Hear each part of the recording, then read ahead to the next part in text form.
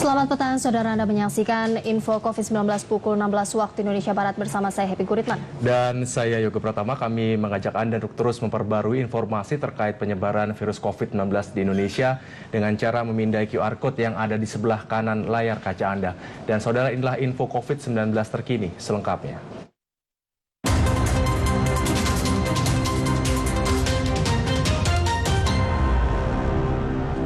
Kita ke informasi yang pertama, kasus positif COVID-19 di Indonesia hari ini bertambah 1.560.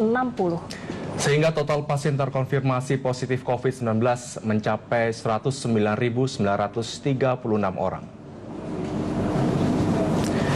Berdasarkan data dari Satuan Tugas Percepatan Penanganan COVID-19, jumlah kasus baru positif COVID-19 hari ini sebanyak 1.560 orang.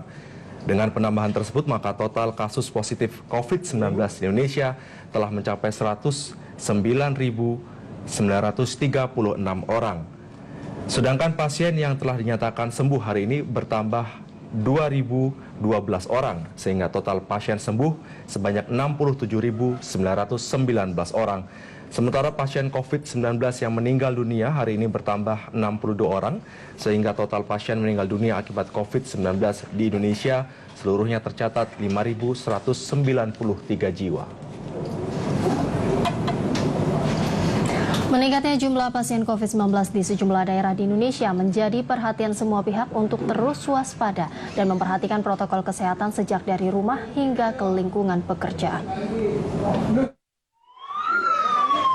Sebagai reaksi atas meningkatnya jumlah pasien COVID-19 di sejumlah daerah di Indonesia, masyarakat hingga ke tingkat rukun tetangga, RT, melakukan penyemprotan disinfektan secara mandiri. Warga secara bergotong royong, bahu-membahu meningkatkan kewaspadaan terhadap penyebaran virus COVID-19 di lingkungan mereka, seperti yang dilakukan warga lingkungan RT 08 RW 16, Kelurahan Grogol Utara, Kecamatan Kebayoran Lama, Jakarta Selatan. Lurah Grogol Utara Sariman mengatakan upaya preventif terus dilakukan dalam rangka menekan penyebaran virus hingga ke pelosok perkampungan. Grogol Utara menjadi salah satu daerah yang menjadi perhatian pemerintah Provinsi DKI Jakarta dalam penanganan COVID-19. Kegiatan yang sangat positif untuk membangun kebersamaan kemasyarakatan dan gotong royong untuk memutus COVID-19. Masing-masing RT semua melaksanakan kegiatan kerja bakti atau bakti sosial, dan khususnya adalah di RT 8 RW 16 ini rutin setiap hari Sabtu penyemprotan dan bakti sosial. Jadi pembagian sembako bagi masyarakat yang kurang mampu. Pihak kelurahan juga akan terus memantau kawasan di lingkungannya secara aktif dengan tetap memberikan bantuan masker, hand sanitizer, dan penyemprotan disinfektan. Lembaga Penyiaran Publik TVRI melakukan penyemprotan disinfektan di area kantor LPP TVRI Jakarta sebagai upaya memutus mata rantai penyebaran COVID-19. Ya, penyemprotan disinfektan ini bekerja sama dengan pemerintah daerah Provinsi DKI Jakarta. Petugas Dinas Pemadam Kebakaran dan Penanggulangan Bencana Provinsi Jakarta melakukan penyemprotan disinfektan di lingkungan kantor LPP TVRI Jakarta, baik di dalam gedung maupun di halaman gedung TVRI. Proses penyemprotan dilakukan hari ini sejak pagi hingga siang hari. Sejak kasus positif corona di Indonesia dikonfirmasi pada awal Maret, TVRI telah melakukan serangkaian langkah preventif terhadap virus corona. Antara lain pengecekan suhu tubuh sebelum masuk kantor, penyediaan cairan pembersih tangan atau hand sanitizer di berbagai titik ruangan, serta penerapan kebijakan kerja dari rumah. Selain itu, pada masa transisi adaptasi kebiasaan baru, pemerintah Indonesia mengimbau kepada seluruh masyarakat untuk meningkatkan kepatuhan protokol kesehatan dan waspada dan bersatu untuk melawan COVID-19.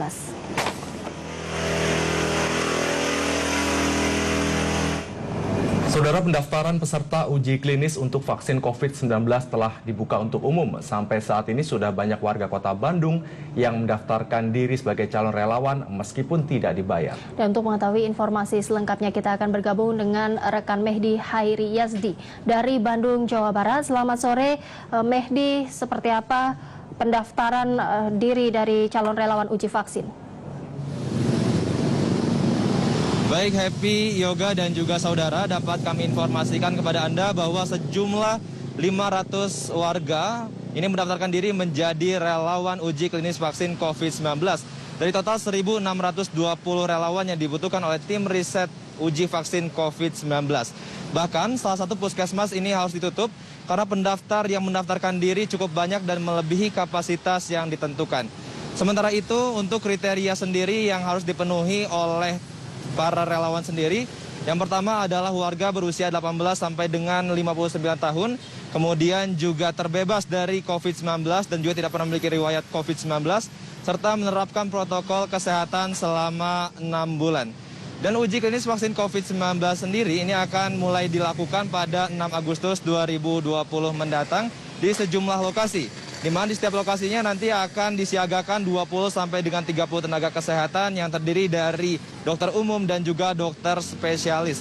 Dan nantinya juga relawan tidak akan langsung melakukan uji vaksin, tetapi terlebih dahulu dicek kesehatannya oleh para dokter umum dan dokter spesialis ini untuk memastikan keamanan bagi para relawan dalam melakukan pengujian vaksin COVID-19 nantinya.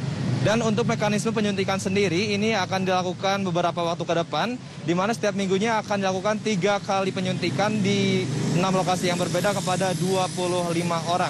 Dan nantinya pasca dilakukannya penyuntikan ini selama 3 bulan ke depan akan terus dilakukan pemantauan untuk melihat kinerja dari vaksin ini dan untuk menentukan langkah selanjutnya yang akan diambil oleh pemerintah Republik Indonesia. Dan saudara, perlu kami informasikan kepada Anda bahwa vaksin Sinovac dari Cina ini merupakan vaksin yang telah diuji tahap ke-1 dan tahap kedua di Cina kepada hewan dan juga manusia dengan jumlah kecil. Sementara yang di Indonesia sendiri ini adalah merupakan uji klinis tahap ketiga yang dilakukan kepada banyak orang di sejumlah negara. Dan salah satu negara yang bermitra adalah negara Indonesia untuk melakukan pengujian tersebut. Demikian informasi yang dapat kami sampaikan, kembali kepada Happy dan Yoga di studio. Ya, terima kasih Mehdi Hairi Yasdi melaporkan langsung dari Bandung, Jawa Barat. Selamat sore, selamat bertugas kembali. Saudara, Lembaga Biologi Molekuler Eijkman menjelaskan bahwa laboratorium medis di Indonesia kini sudah mempunyai alat untuk dengan cepat mendiagnosis orang yang terjangkit virus corona. Selain itu, Lembaga Biologi Molekuler Eijkman menjadi satu dari 3 institusi yang terlibat dalam pengembangan vaksin corona. Dan untuk mengetahui sejauh mana perkembangan vaksin corona yang dibuat Lembaga Biologi Molekuler Eijkman, kita telah terhubung dengan Kepala Lembaga Biologi Molekuler Eijkman, Profesor Amin Subandrio. Selamat sore, Pak Amin. Selamat sore, Mas Yoga dan Mbak Happy. Ya, seperti kita ketahui bahwa Lembaga Biologi Molekuler Eijkman jadi satu dari 3 institusi yang kemudian terlibat dalam pengembangan vaksin virus COVID-19. Sudah sejauh mana progres dari vaksin yang dikembangkan oleh Eijkman sendiri, Pak Amin? Baik, terima kasih. Jadi sampai saat ini Lembaga Eijkman masih dalam proses pengembangan antigennya ya. Jadi setiap pengembangan vaksin memang harus dilalui dengan proses itu, menentukan antigennya, dan baru kemudian apabila antigennya sudah diperoleh akan dilanjutkan dengan proses-proses lain seperti uji pada hewan atau uji klinik dan sebagainya. Nah, kami sudah sejak awal berkomitmen untuk menggunakan platform protein rekombinan yang menggunakan atau berdasarkan informasi genetik dari virus yang bersirkulasi di Indonesia. Jadi kami sudah bisa mengamplifikasi genomnya, kemudian setelah itu sudah bisa diklon dan sudah bisa dimasukkan ke dalam satu sel mamalia, satu jenis sel mamalia yang kita harapkan sel itu nanti akan memproduksi protein rekombinan tadi. Ya, jadi kita akan menggunakan sel mamalia itu seperti tanda petik pabriknya yang akan menghasilkan protein rekombinan tersebut. Nah, apabila proses itu sudah selesai, maka proses selanjutnya akan relatif lebih mudah, tanda petik lebih mudah. Baik, Prof. Amin, sebelumnya juga disampaikan bahwa Lembaga Biologi Molekuler Eijkman ini berharap dapat menyerahkan bibit vaksin merah putih penangkal COVID-19 sekitar bulan Februari atau Maret tahun 2021. Apakah kemudian ini sudah bisa langsung diuji cobakan atau mungkin langsung digunakan ke manusia, mengingat Lembaga Eijkman sudah melakukan amplifikasi gen COVID-19 yang ada di Indonesia sejak awal sekali? Iya, jadi yang ditugaskan kepada lembaga Eijkman adalah untuk mengembangkan bibit vaksin. Artinya tadi yang berdasarkan antigen itu, kemudian antigen harus sudah diuji apakah memang dia bisa berfungsi dengan baik sebagai antigen, artinya bisa merangsang pembentukan antibodi di manusia, dan antibodi itu pada gilirannya bisa melindungi manusia itu dari serangan virus. Nah, apabila itu sudah diketahui di laboratorium, sudah dapat dikonfirmasi, maka baru antigen tadi, artinya bibit vaksin itu baru kita serahkan ke Bio Farma. Nah, itu targetnya adalah awal tahun 2021. Setelah itu, Bio Farma akan melanjutkan prosesnya ke formulasi dan kemudian uji-uji lain termasuk uji klinik 1, 2, dan 3. Karena yang dapat melakukan formulasi dan uji klinik itu hanya industri, karena mereka yang punya fasilitas CPOB, misalnya cara pembuatan obat yang baik. Nah, itu tidak dimiliki oleh lembaga penelitian, ya, karena memang fasenya berbeda. Oke, Prof. Amin, kemudian kita sudah mengetahui bersama bahwa banyak sekali negara-negara yang berlomba-lomba kemudian untuk bisa menghasilkan vaksin COVID-19 sendiri. Nah, bagaimana Prof. Amin melihat potensi yang dimiliki negara kita untuk menghasilkan vaksin COVID-19 ini secara mandiri tanpa tergantung dengan negara lain, Prof. Amin? Betul sekali. Jadi, ya, kita sebagai negara yang berpenduduk besar tentu harus memastikan suplai vaksin itu selalu tersedia. Nah, untuk menyediakan vaksin itu ada dua hal yang harus kita perhatikan, dua hal utama. Satu adalah ketersediaan biaya, yang kedua juga kapasitas produksi. Nah, apabila kita tidak memiliki kapasitas atau kemampuan menghasilkan vaksin sendiri di dalam negeri, dan kita menggantungkan pada produksi di luar negeri, untuk jumlah penduduk yang 260 juta ini, kita mungkin harus menunggu waktu yang sangat lama untuk bisa menyelesaikan program vaksinasi. Karena kapasitas produksi di dunia pun ada batasnya, dan mereka tidak bisa hanya mensuplai Indonesia, karena mereka juga harus mensuplai saudara-saudara kita di negara yang tidak memiliki kemampuan untuk mengembangkan vaksin. Ya, mungkin juga Indonesia nanti harus juga membantu sebagian. Tapi diharapkan bahwa Indonesia bisa menghasilkan vaksin yang dapat memenuhi setidaknya 50% dari kebutuhan vaksin dalam negeri. Prof. Amin, kalau kita bicara dengan keakurasian vaksin, bagaimana kemudian keakurasian vaksin merah putih yang nantinya dihasilkan oleh lembaga Eijkman, Prof? Ya, kalau kita bicara vaksin, mungkin kita lebih tepat membicarakan satu efikasi, yang kedua adalah keamanan. Efikasi artinya bahwa vaksin itu memang bisa merangsang pembentukan antibodi, dan antibodi itu bisa menangkal infeksi oleh virus yang bersirkulasi di daerah itu secara spesifik. Yang kedua adalah keamanan. Kita harus memastikan, ini dimulai dari uji di laboratorium, bahwa vaksin itu tidak menimbulkan kejadian ikutan pasca imunisasi atau KIPI yang serius. Ya, kalau vaksinasi pasti biasanya ada reaksi, misalnya demam atau sakit di tempat suntikan, itu masih bisa diterima. Tapi kalau timbul gejala-gejala lain, tentu harus ditinjau kembali. Jadi dua faktor itu yang kita akan kejar. Jadi sebelum lembaga Eijkman memberikan bibit vaksinnya ke Bio Farma, kami harus memastikan hal itu di hewan coba tentunya, ya. Jadi kita harus melakukan kajian-kajian itu secara robust, secara cermat di hewan sebelum kita uji cobakan ke manusia. Prof. Amin tadi mengatakan bahwa beberapa tantangan dari pengembangan vaksin virus COVID-19 ini adalah ketersediaan biaya dan juga kapasitas produksi. Nah, apakah memang hanya dua hal ini yang kemudian menjadi hambatan dari pengembangan vaksin COVID-19 atau mungkin ada hal lain yang patut menjadi perhatian, Prof. Amin? Kalau untuk pengembangan di skala laboratorium saat ini secara teknis sih sebetulnya boleh dikatakan tidak ada kendala. Hanya beberapa kendala karena harus diakui kita masih tergantung pada suplai reagen dari luar negeri. Nah, itu pada beberapa situasi kami mengalami keterlambatan. Artinya pada keadaan normal kita dalam 2 minggu sudah bisa memperoleh pesanan tadi, tapi dalam keadaan pandemi membutuhkan waktu lebih lama, bisa sampai 6 minggu, 8 minggu dan sebagainya. Tapi secara teknis hampir tidak ada kendala ya, karena teman-teman para peneliti sudah punya pengalaman, fasilitas juga sudah ada.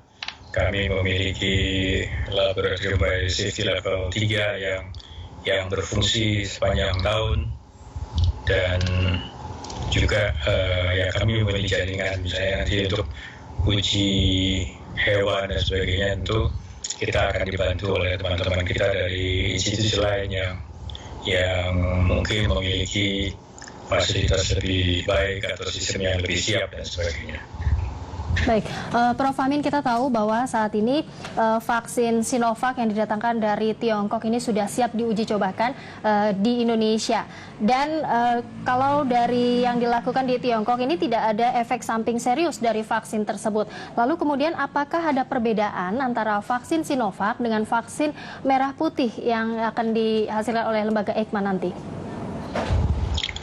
Perbedaan mendasarnya dari kedua vaksin itu adalah platformnya. Artinya vaksin Sinovac menggunakan whole virus, jadi virus utuh yang diinaktivasi atau dimatikan.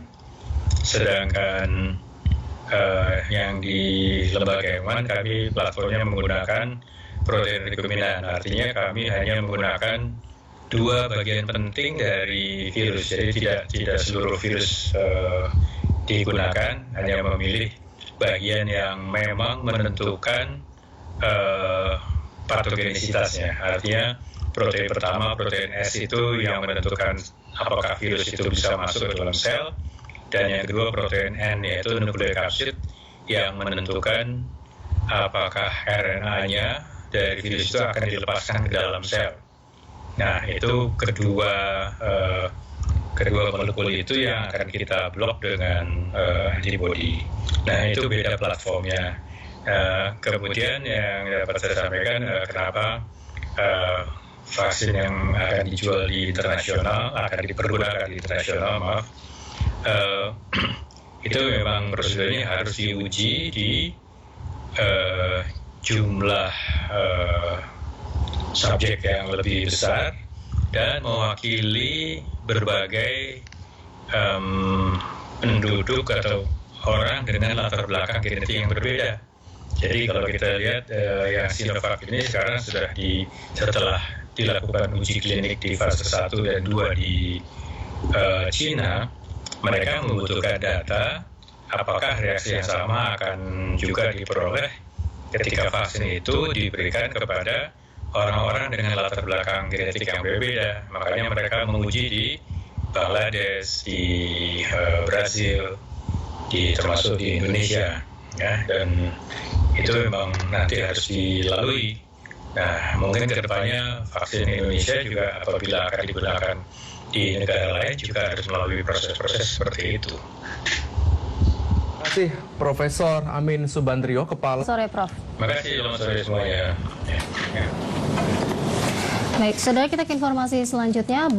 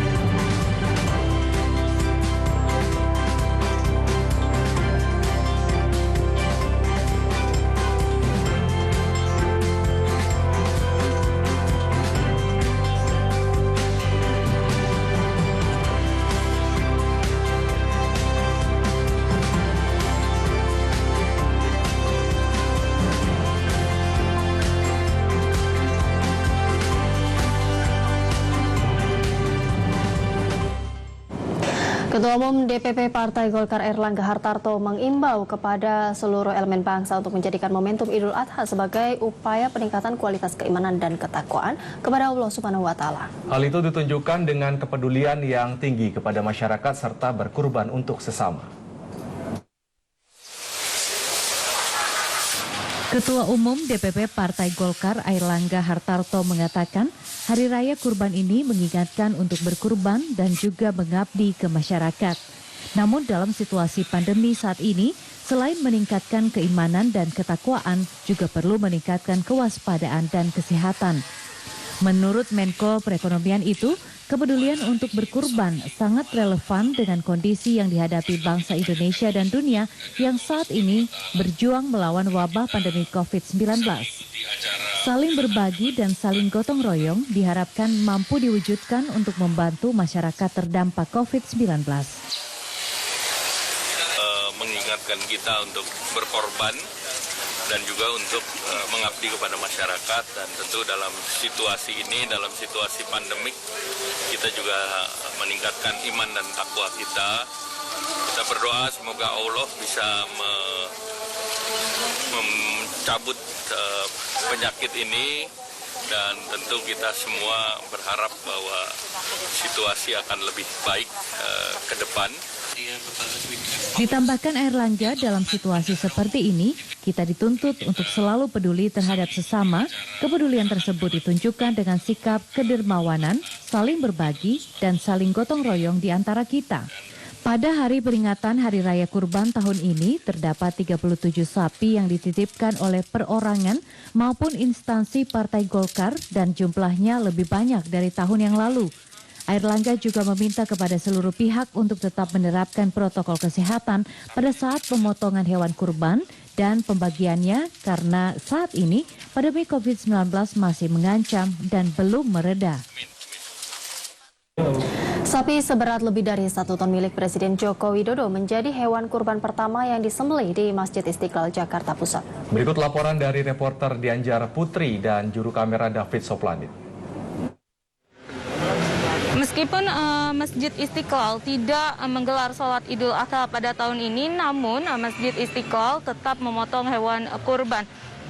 Seperti tahun sebelumnya, Masjid Istiqlal juga menerima titipan atau pemotongan hewan kurban dari Presiden Joko Widodo dan sejumlah pejabat negara. Ada 35 hewan kurban yang dipotong di Masjid Istiqlal ini, yakni 20 ekor sapi dan 15 ekor kambing.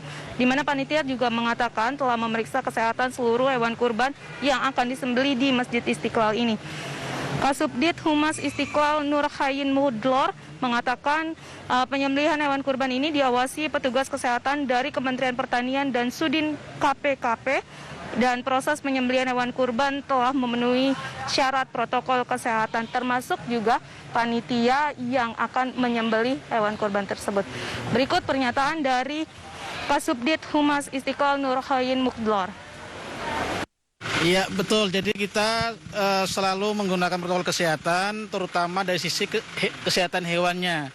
Dari peternak, kemudian kita di lokasi juga kita sudah menerapkan kesehatan, sudah dicek dengan dokter, bahkan di KPP Pertanian.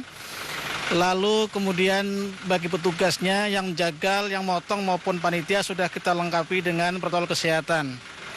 Untuk mekanisme pembagian kita seperti biasa tahun lalu, akan dibagi langsung, kita drop ke tempat-tempat yang sudah kita putuskan, yaitu berjumlah 113 lembaga seluruh Jabodetabek. Kemudian kita langsung bagikan ke sana dalam berbagai pak-pak. Ada 25 kg sapi dagingnya. Nanti di sana dibagi lagi kepada masyarakat. Tahun ini panitia langsung menyalurkan daging kurban yang akan dibagikan kepada 113 lembaga yang telah terdaftar di seluruh Jabodetabek, sehingga nantinya lembaga-lembaga ini yang akan memberikan kepada mustahik atau orang yang berhak menerima daging kurban. Dan panitia juga memakai plastik daur ulang yang ramah lingkungan dalam pengemasan daging kurban yang akan diberikan atau dibagikan kepada mustahik atau orang yang berhak menerimanya. Dianjar Putri, David Soplanit, TVRI melaporkan. Saudara, di tengah pandemi COVID-19, antusiasme kaum muslim masih sangat besar untuk berkurban di Hari Raya Idul Adha. Di sejumlah masjid dan tempat pemotongan hewan masih terlihat pelaksanaan pemotongan hewan kurban. Hari Raya Idul Adha 1441 Hijriah saat ini dirayakan dalam keadaan masyarakat menghadapi musibah wabah COVID-19. Meski kondisi perekonomian bangsa yang juga kurang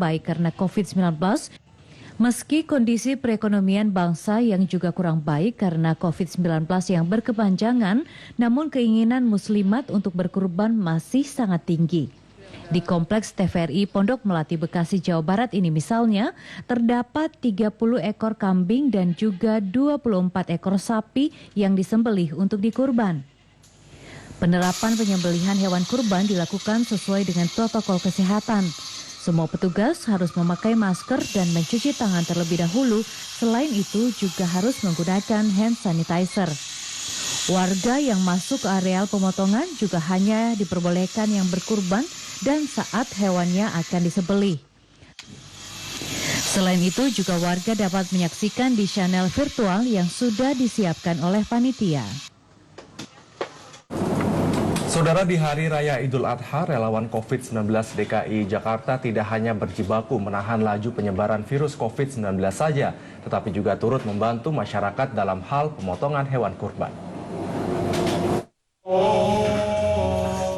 Di tengah masih tingginya penyebaran virus COVID-19 di wilayah DKI Jakarta, relawan COVID-19 DKI Jakarta ternyata ada juga yang turut membantu masyarakat dalam hal pemotongan hewan kurban di saat Hari Raya Idul Adha seperti yang dilakukan Satgasus Brigadir 08. Relawan COVID-19 DKI Jakarta Satgasus Brigadir 08 bekerja sama dengan pesantren Darul Rosyid di Jalan Lingkungan 3 Tegal Alur, Kelurahan Tegal Alur, Kalideres, Jakarta Barat dengan membantu pengelola pondok pesantren memotong hewan kurban, mendata warga penerima sekaligus menyalurkan ke mustahik atau penerima bantuan. Memang posisi kita di relawan COVID-19 terus karena kita sering mengadakan penyemprotan disinfektan fogging, terus jadi kita dipercaya sama pondok pesantren, sama Pak Kiai pondok pesantren Darul Rosyid untuk menjadi panitia kurban di pondok pesantren ini. Jadi semua kegiatan di sini itu sesuai dengan protokol kesehatan. Kita memberikan pembelajaran buat santri, mereka kolekan, dan insya Allah pagi dipotong, sore nanti akan ada penyaluran. Berapa orang? 550 al-mustahikun.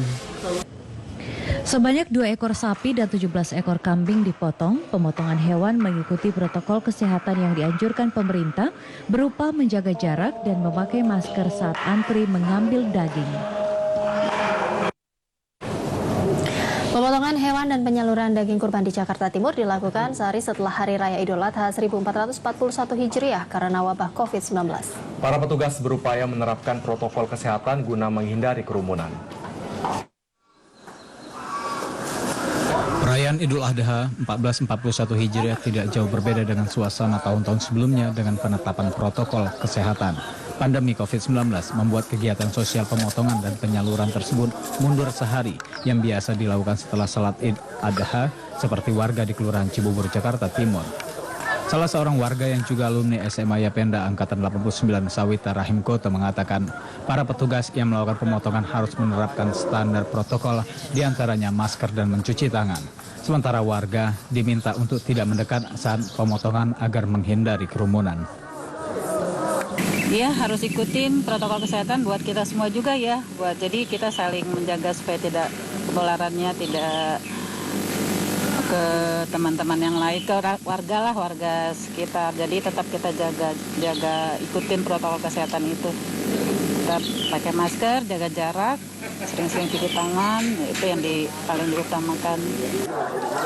Yayasan Nirlaba Putra Sang Fajar serta alumni SMA Yapenda Angkatan 89 mengajak semangat ibadah tahun ini untuk tetap mengedepankan sikap menolong kepada kelompok yatim, duafa, dan jompo. Sedikitnya ada 2 ekor sapi dan 5 ekor kambing yang disalurkan di RT 78 Kelurahan Cibubur Jaktim yang dikumpulkan secara swadaya. Pemerintah meminta masyarakat menerapkan protokol kesehatan secara ketat dalam melaksanakan pemotongan hewan kurban saat perayaan Hari Raya Idul Adha 1441 Hijriah. Berikut protokol kesehatan yang harus kita lakukan saat pemotongan hewan kurban guna mencegah penularan COVID-19.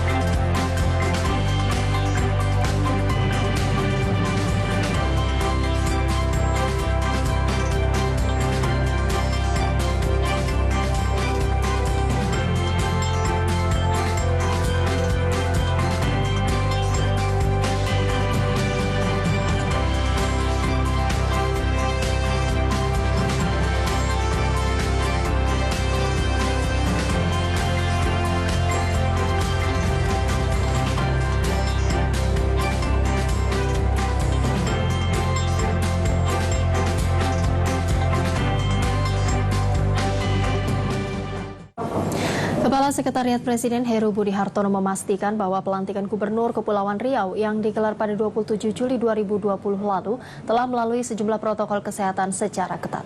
Sebelum acara berlangsung juga telah melakukan atau dilakukan uji kesehatan Gubernur dan keluarganya. Berikut penjelasan Heru Budi Hartono, Kepala Sekretariat Presiden selengkapnya. Dengan pemberitaan Gubernur Kepri Bapak Isdianto yang dinyatakan positif COVID, maka terkait dengan beberapa waktu yang lalu beliau dilantik di istana, maka saya sekretariat Presiden menyampaikan beberapa hal, bahwa kami sudah melaksanakan protokol kesehatan dengan ketat, yaitu Gubernur Kepri dan keluarga dan pejabat terkait pada saat hadir dilakukan swab di Jakarta. Berikutnya terkait dengan prosesi pelantikan, Bapak Presiden tidak langsung menyerahkan kepres, tetapi disiapkan di satu meja yang tidak jauh dari berdirinya Gubernur Kepri, dan Gubernur Kepri mengambil sendiri berkas kepres itu. Artinya kami sudah melaksanakan dan menjaga kondisi-kondisi protokol kesehatan dengan ketat. Prosesi selanjutnya adalah pada saat pelantikan, kami tidak banyak mengundang para pejabat dan hanya dihadiri oleh keluarga dan pejabat tertentu.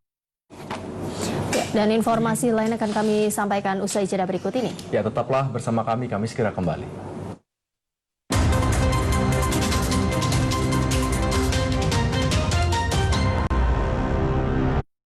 Selama pandemi COVID-19, pemerintah menerapkan program belajar dari rumah. Saksikan program belajar dari rumah Senin hingga Minggu. PAUD dan sederajat pukul 8 waktu Indonesia Barat. SD kelas 1 sampai 3 dan sederajat pukul 8.30 waktu Indonesia Barat. SD kelas 4 sampai 6 dan sederajat pukul 9 waktu Indonesia Barat. SMP dan sederajat pukul 9.30 waktu Indonesia Barat. SMA dan sederajat pukul 10 waktu Indonesia Barat. Keluarga Indonesia, Parenting, pukul 10.30 waktu Indonesia Barat. Film Anak Senin, pukul 19 waktu Indonesia Barat. Film Nasional, Selasa sampai Kamis dan Sabtu, pukul 21.30 waktu Indonesia Barat. Potbox, Sabtu pukul 10 dan Minggu pukul 9 waktu Indonesia Barat. Program belajar dari rumah dipersembahkan oleh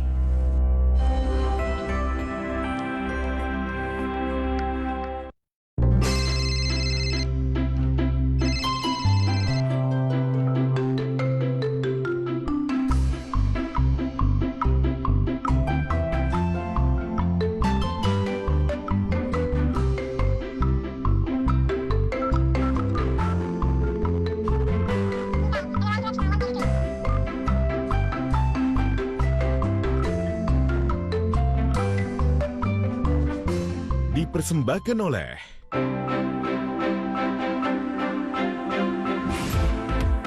We delivers real-time information. Let us use comprehensive and verified coverage of the event shaping our world and of the issues affecting our daily. Get the latest news from home and around the world. English News Service, Monday to Friday, 5:30 p.m.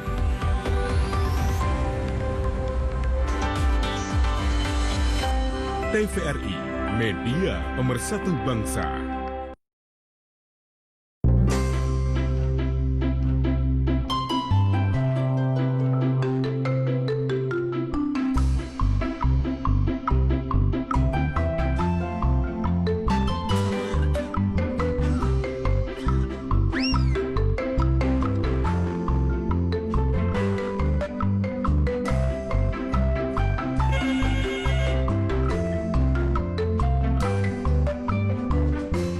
Dipersembahkan oleh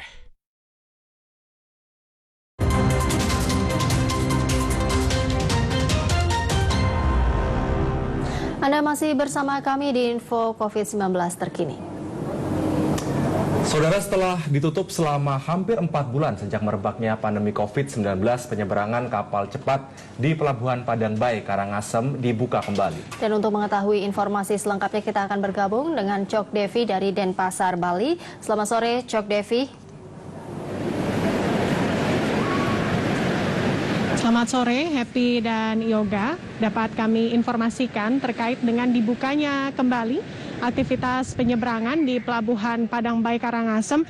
Seperti kita ketahui bersama bahwa memang pariwisata Bali ini sudah dibuka untuk tahap kedua, yakni untuk wisatawan domestik dan sejumlah usaha pariwisata maupun juga usaha yang berkaitan dengan pariwisata kini sudah mulai membuka kembali aktivitasnya. Salah satunya adalah penyeberangan kapal cepat di Pelabuhan Padang Bay, Karangasem menuju ke Gili Trawangan, Lombok.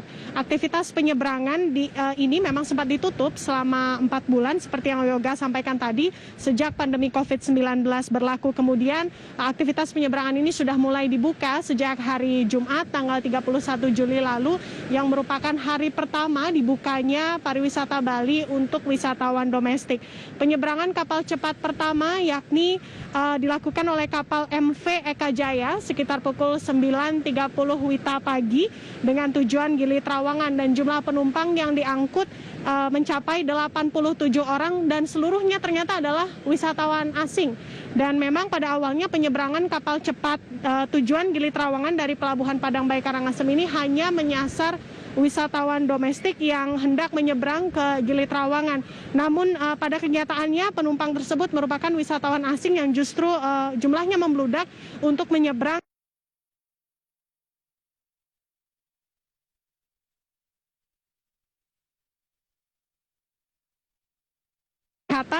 yang harus dilalui oleh sebelum masuk ke kapal. Ini mereka diharuskan untuk menjalani rapid test di kantor operator kapal cepat. Mereka yang sudah mengantongi surat keterangan bebas COVID-19 dari hasil rapid test yang baru diizinkan untuk masuk ke kapal. Kemudian juga mereka wajib menaati protokol kesehatan lainnya seperti misalnya menggunakan masker dan juga menjaga jarak selama berada di dalam kapal. Selain itu pengawasan ketat ini juga akan diberlakukan di daerah tujuan di mana kapal cepat ini harus sandar terlebih dahulu di Pelabuhan Bangsal untuk pemeriksaan protokol kesehatan seperti pengecekan suhu tubuh oleh para penumpang ini, kemudian juga pengecekan hasil rapid test, kemudian baru diizinkan untuk melanjutkan pelayaran menuju ke Gili Trawangan, Lombok. Dapat kami informasikan pula, Happy, Yoga, dan saudara bahwa pasca dibukanya pariwisata untuk wisatawan domestik ini, daya tarik wisata di Bali ini justru dipadati oleh warga lokal untuk menikmati hari libur seperti hari Sabtu ini. Karena memang belum banyak wisatawan domestik yang mulai berkunjung atau berlibur ke Bali hingga kemarin. Baru ada puluhan wisatawan yang tiba ke Bali untuk memang benar-benar aktivitas wisata ini sudah diizinkan. Kami terus mengimbau kepada masyarakat untuk mematuhi protokol kesehatan, baik itu menggunakan masker dengan benar, kemudian juga rajin mencuci tangan dengan sabun dan air mengalir atau menggunakan cairan penyanitasi tangan jika tidak menemukan tempat cuci tangan, kemudian juga menjaga jarak fisik satu dengan yang lainnya sehingga tidak ada klaster-klaster baru khususnya dari tempat wisata setelah dibukanya pariwisata Bali ini. Selain itu, para pengelola daya tarik wisata di Bali ini juga terus mengimbau atau memberikan informasi kepada masyarakat pengunjung agar terus mematuhi protokol kesehatan dengan disiplin. Demikian Yoga dan Happy yang dapat kami laporkan dari Bali. Kembali ke Anda di studio. Baik, terima kasih Cok Devi melaporkan dari Bali. Selamat sore. Ya, sementara itu saudara, terkait arus mudik Idul Adha, Dinas Perhubungan melakukan sidak Corona Likelihood Metric atau CLM pada para penumpang yang hendak pulang ke kampung halaman di Terminal Lebak Bulus, Jakarta Selatan. Selain ke para pemudik, petugas juga memeriksa surat CLM sopir maupun kernet bus antar kota. Hari Raya Idul Adha, Terminal Lintas Lebak Bulus mulai didatangi para pemudik yang hendak pulang ke kampung halaman. Sebelum berangkat, petugas Dinas Perhubungan melakukan pemeriksaan ke setiap penumpang dan supir bus antar kota untuk menunjukkan surat Corona Likelihood Metric. Kepala Satuan Layanan Terminal Lintasan Lebak Bulus mengatakan, dalam situasi pandemi, pemudik wajib menerapkan protokol kesehatan, diantaranya membawa surat CLM, menggunakan masker, serta menjaga jarak. Untuk protokol kesehatan, sebelum membeli tiket, itu petugas bisa membantu. Dilihat dari Android-nya yang bersangkutan, bisa dicek untuk cek CLM-nya. Kalau memang yang bersangkutan calon para penumpang tidak membawa, bisa dibantu di kantor. Sedangkan para pemudik yang hendak pulang ke Madura dan Jember, Jawa Tengah mengaku memilih mudik di Hari Raya Idul Adha lantaran tidak bisa pulang saat Idul Fitri kemarin dan tetap menerapkan protokol kesehatan yang ditentukan. Dalam rangka Idul Adha, yang jelas ini harus pakai masker, jaga kesehatan. Gitu. Tadi belum ada CLM-nya gimana Pak? Apa belum mengerti atau gimana? Belum mengerti Pak.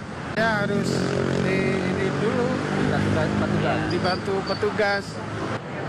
Untuk di Terminal Lintas Lebak Bulus sendiri, belum ada lonjakan penumpang yang hendak mudik ke kampung halaman untuk merayakan Lebaran Idul Adha.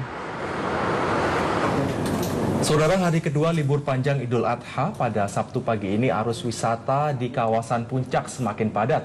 Dari pantauan TMC Satlantas Polres Bogor, arus lalu lintas mengalami peningkatan hingga 30% ketimbang satu hari kemarin. Mengantisipasi kemacetan panjang, petugas Lantas Polres Bogor memberlakukan sistem satu arah menuju Puncak.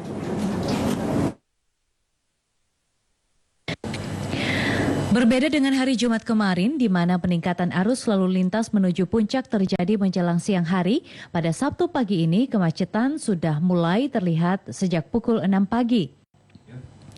Ribuan kendaraan dari wilayah Jabodetabek terlihat mengular menuju Puncak hingga menyebabkan kemacetan panjang hingga 5 km dari mulai exit tol Ciawi hingga Simpang Gadok. Mengantisipasi kemacetan panjang, petugas Lantas Polres memberlakukan sistem satu arah menuju Puncak.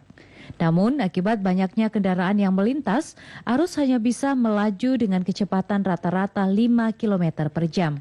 Tempat yang ada di Puncak, biasa yaitu pertama adalah di Pasir Puncak, di atas, kemudian Megamendung, dan Pasar Cisarua. Nah, kita antisipasi dengan menempatkan personil di titik tersebut, minimal 4 personil kita tempatkan di titik tersebut. Petugas Lantas Polres Bogor memprediksi pagi ini merupakan puncak arus wisata, di mana arus mengalami peningkatan 30 hingga 40% dari hari Jumat kemarin. Saudara, berikut kita ikuti konferensi pers dari Geraha Badan Nasional Penanggulangan Bencana atau BNPB yang telah kami rekam beberapa saat yang lalu. Baik, Ibu, sudah masuk berapa hari Kota Singkawang ini dalam zona hijau? Kita dimulai dari tanggal 20 Juli, Pak, 2020 ini sudah masuk ke zona hijau. Jadi masuk ke minggu kedua begitu ya. Bu, apa nih kalau kita berbagi di siang hari ini, apa resep sukses sampai sejauh ini tetap terjaga dalam kondisi zona hijau versi Kota Singkawang, Kalimantan Barat nih?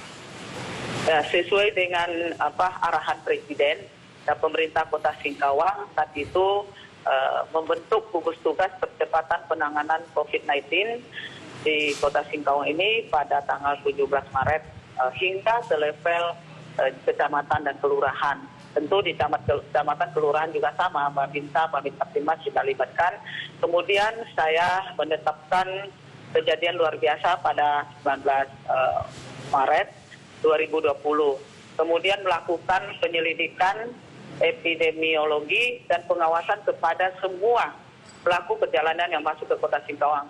Kebetulan Kota Singkawang ini, Pak, itu kota transit antara Kabupaten Sambas dan Kabupaten Muntayang.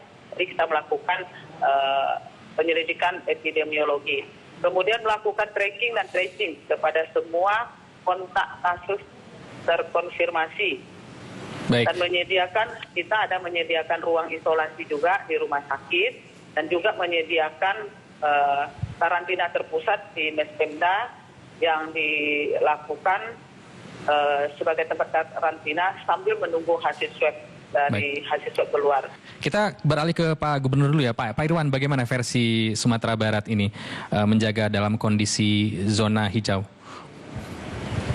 Jadi begini, kita ingin sampaikan Sumatera Barat ada 19 kota kabupaten. Dari 19 itu sudah pernah sekitar 14 ya, dari 19 ini zona hijau. Nah, zona hijau ini sudah 2 bulan lamanya, tapi karena orang yang bepergian masih banyak, orang pulang kampung masih banyak, sehingga zona hijau ini pecah telur terus dari hijau ke kuning, kuning ke hijau, sehingga saat ini yang bertahan itu 5 kabupaten kota yang zona hijau. Tetapi yang menunggu ke depan lagi itu akan ada 2-3 lagi. Tapi kemarin ada lagi yang dari kuning kemudian ke hijau, ada yang dari hijau ke kuning. Kenapa demikian? Karena hari ini Idul Adha ini budaya orang kita di Sumatera Barat pulang kampung. Jadi ini banyak yang pulang dan dari daerah-daerah merah atau daerah hitam yang kemudian membawa positif.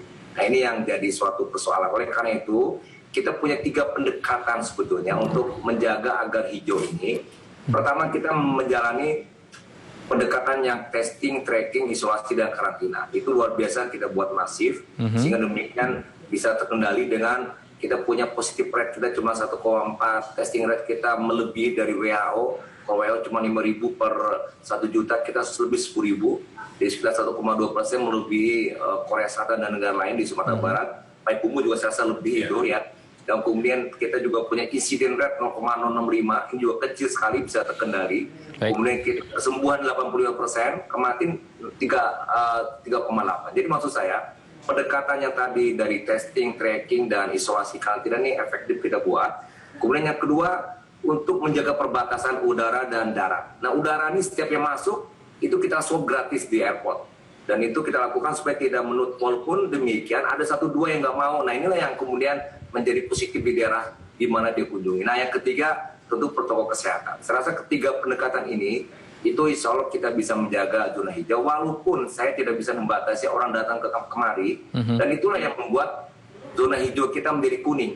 Cuma satu nambah begitu. Terima kasih, sangat menarik apa yang kita obrolkan dalam perbincangan di akhir pekan ini. Terima kasih Pak Irwan Praitno, Gubernur Sumatera Barat, dan sebelumnya sudah bergabung juga Ibu Ami, Wali Kota Singkawang, Kalimantan Barat. Terima kasih sudah bergabung di program Sapa Daerah. Apa kabar zona hijau atau daerah hijau dalam dialog penanganan COVID-19. Saudara, sejumlah informasi penting lainnya akan kami hadirkan usai jeda pariwara berikut ini. Tetaplah bersama kami.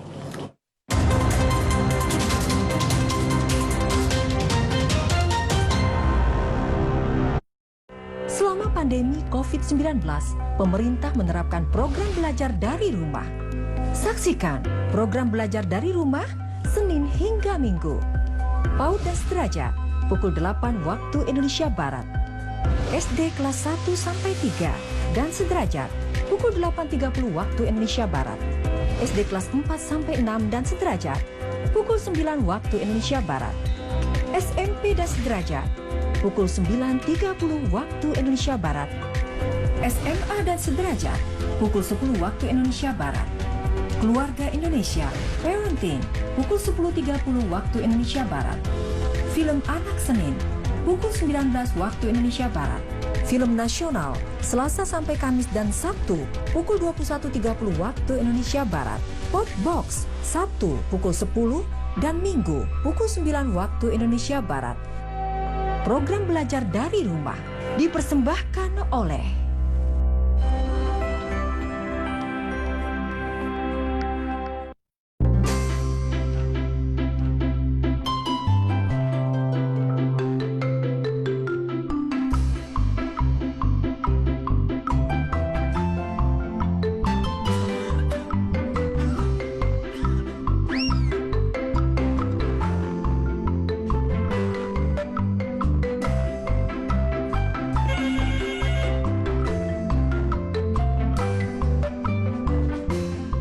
dipersembahkan oleh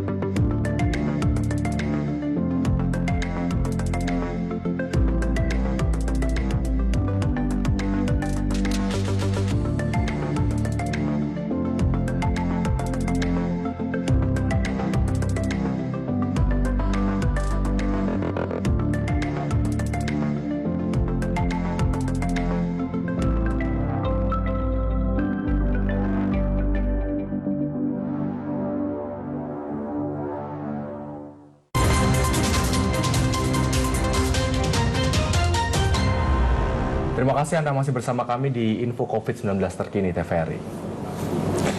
Kembali menjadi zona merah COVID-19, aparat gabungan polisi, TNI, dan Satpol PP Kota Mojokerto, Jawa Timur semakin intensif melakukan razia masker. Puluhan warga yang tidak memakai masker diberikan sanksi membersihkan masjid.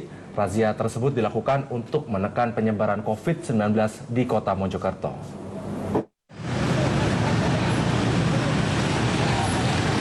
Aparat gabungan polisi, TNI, dan Satpol PP Kota Mojokerto, Jawa Timur gencar melakukan razia masker. Hal ini dilakukan karena Kota Mojokerto kembali menjadi zona merah COVID-19. Razia dilakukan di alun-alun Kota Mojokerto dan Jalan Persimpangan Empu Nala, Kota Mojokerto. Setiap pengendara yang tidak memakai masker langsung dihentikan petugas dan dilakukan pemeriksaan. Para pelanggar diberi sanksi membersihkan Masjid An-Nur di Jalan Empu Nala. Mereka dibagi untuk membersihkan tempat wudhu, kamar mandi, dan bagian dalam masjid. Penerapan sanksi sosial dengan membersihkan masjid ini agar menjadi efek jera. Hal ini sesuai upaya penegakan Perwali nomor 55 tentang pedoman tatanan new normal baru pada masa pandemi COVID-19 di wilayah Kota Mojokerto.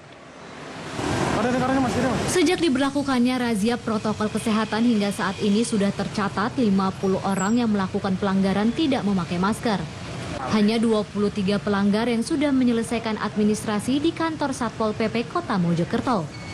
Sisanya disanksi sosial membersihkan kawasan alun-alun dan masjid. Wah, asik.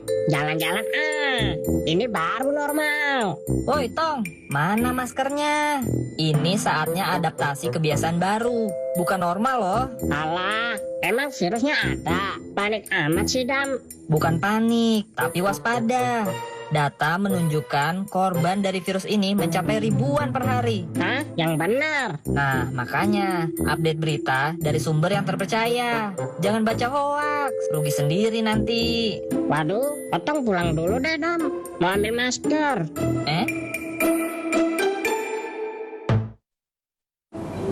Menjelang perkuliahan di semester baru, sebagian besar aktivitas perkuliahan akan digelar secara daring. Namun perguruan tinggi di Yogyakarta diperkenankan untuk menggelar pembelajaran tatap muka dengan sejumlah catatan.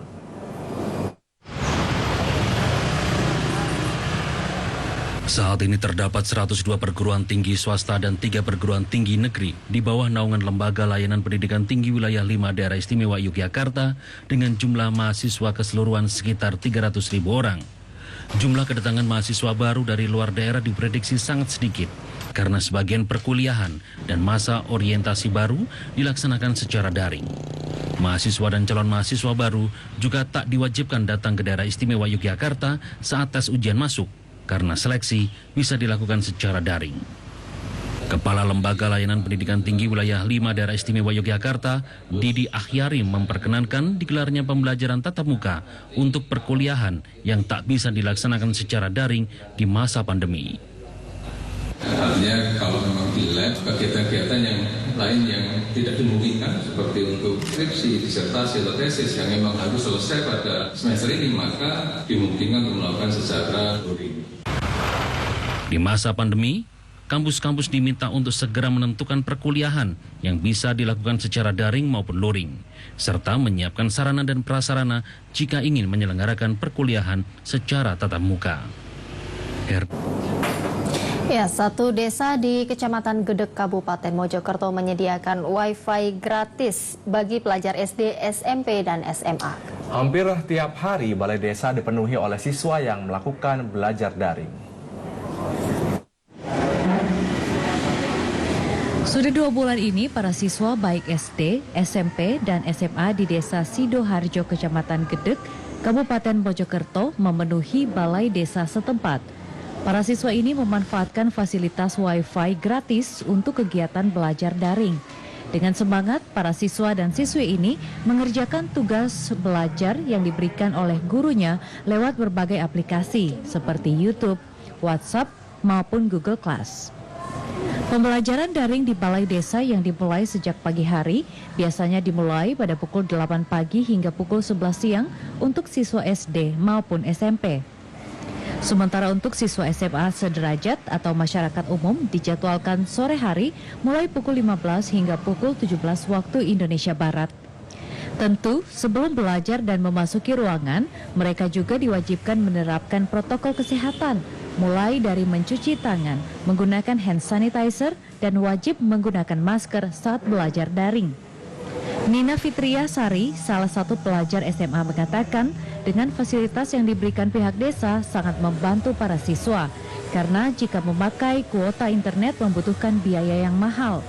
Rata-rata jika tugas dikirim lewat video bisa menghabiskan kuota 3 GB bahkan bisa lebih. Sementara itu, Kepala Desa Sidoharjo Rifan Hanun mengatakan fasilitas internet gratis ini disediakan oleh desa lewat BUMDes. Awalnya banyak keluhan dari warga terkait belajar daring.